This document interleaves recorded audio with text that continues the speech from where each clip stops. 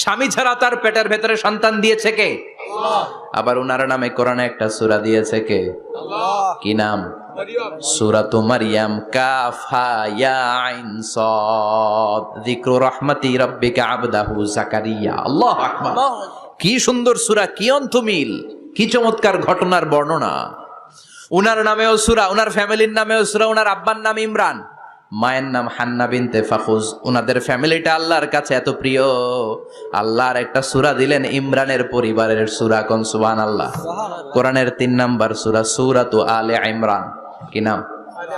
সূরাতু। আবার কোরআনে আল্লাহ ওনাকে বলেছেন সিদ্দিকা, মানে সত্যবাদী নারী।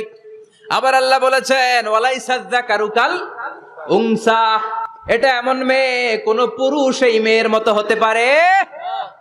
ওনার মা হান্না বললেন, আল্লাহ আমার পেটে ছেলে না মেয়ে আমি জানি না।